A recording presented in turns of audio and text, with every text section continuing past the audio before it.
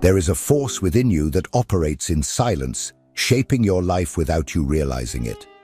This force carries everything you have rejected, hidden, or denied within yourself. Desires, impulses, thoughts, fears, traits that your ego refuses to admit. Carl Jung called this force the shadow, and it does not disappear just because you decided to ignore it. On the contrary, the more you try to bury it, the more it grows in power, operating behind the scenes of your consciousness, determining your reactions, your choices, your way of seeing the world. You criticize others, judge their flaws, get irritated by behaviors you consider intolerable. But what you do not realize is that often this irritation is not about the other. It is about you. It is your shadow screaming for recognition. Every flaw you accuse out there is an unrecognized part of what resides within you. And as long as you continue projecting your darkness onto others, you will remain a prisoner of an unconscious cycle that governs your life without your permission. It is a cruel and inevitable process. What you refuse to integrate into your consciousness ends up taking control of your destiny. What you despise most in others will be exactly what you manifest in yourself, often without even realizing it. Not out of malice, not out of weakness, but because ignoring the shadow is signing an invisible contract, the contract to be governed by what you refuse to face. This video is for those who have courage, for those who are tired of pointing the finger outward and truly want to begin the most difficult and liberating process of existence, the confrontation with their own soul. Do not expect this path to be easy. You will have to face your deepest fears, recognize feelings you have always considered shameful, accept impulses you preferred to believe did not exist. But the reward is non-negotiable: emotional freedom, personal growth, real maturity. You are not made to live in war with yourself. The shadow that today sabotages you, frightens you, and manipulates you can and must be integrated. The choice is yours. Either you face what is hidden in your soul, or you will be consumed by what you refuse to see. Today, I will show you the way to break this cycle. But know this from the start: those who traverse the darkness of themselves never return to being the same. The shadow is not what most people imagine. It is not simply the bad side of the personality. It is not an internal demon to be exterminated, nor a curse to be fought against.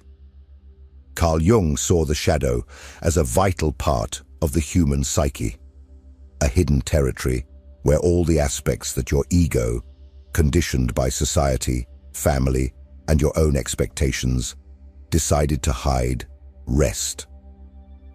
Since childhood, you have been taught that certain behaviors are acceptable, while others are unacceptable.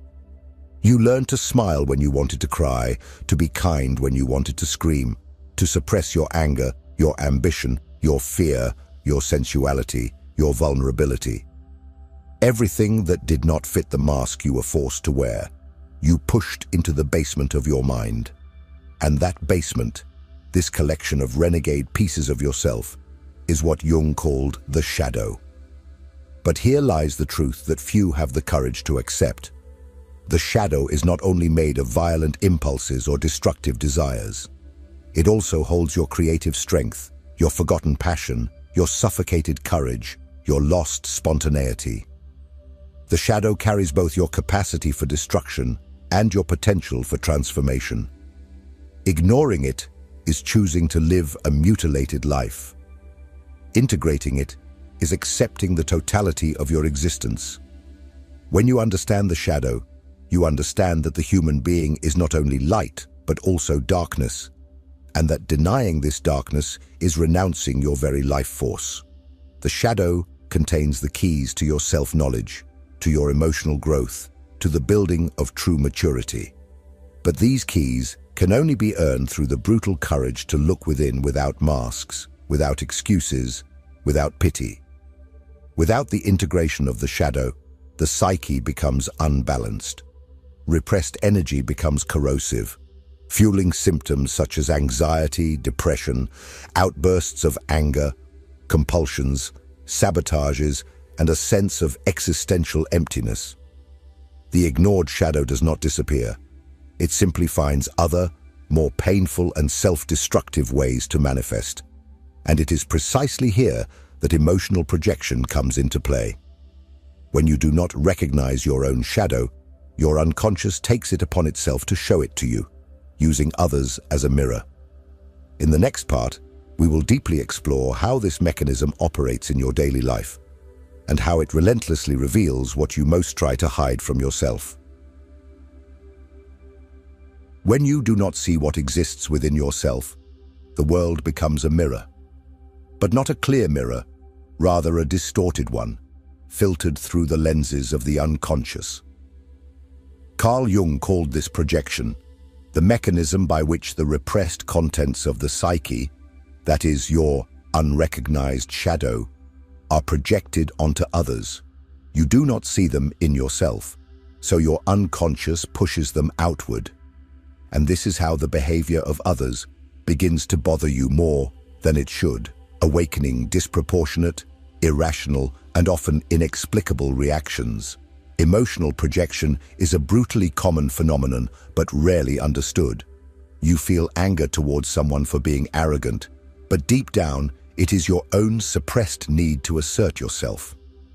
You judge someone for being selfish, when in fact, it is you who live swallowing desires and accumulating resentment for never putting yourself first.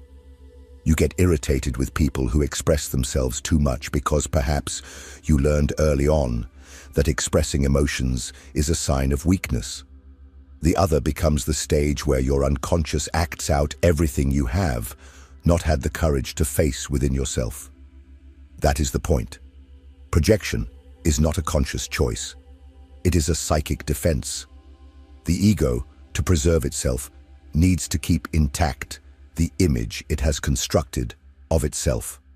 So, everything that threatens that image, everything that goes against the character you believe you are, is expelled into the external world, and you start to see monsters in others without realizing that you are, in fact, fleeing from your own reflections. How many relationships have you destroyed by not realizing that the problem was not the other person, but the way they activated your shadow? How many times have you distanced yourself from someone without being able to explain exactly why, just because that presence made you feel something you could not name? How many times have you hated someone who, unwittingly, embodied what you fought hardest to keep buried? Projection turns the world into a battlefield, but this war happens within you. It blinds you, limits you, and prevents you from growing. And there is only one way to interrupt this cycle. Take responsibility for your emotions. Ask yourself with brutal honesty, what exactly about this person is bothering me so much, and why? But be careful. This process is not pleasant. It requires you to abandon the comfortable position of victim and take on the difficult task of examining your soul. And it is precisely here that transformation begins. When you stop fleeing and start listening to what your shadow is trying to say. Because if you have enough courage to traverse this discomfort, you will discover that the pain of projection is, in fact, your psyche's invitation to something greater. In the next part, we will explore what happens when you refuse this invitation. What happens when you spend your life ignoring your shadow, and without realizing it, become exactly what you condemn most in others.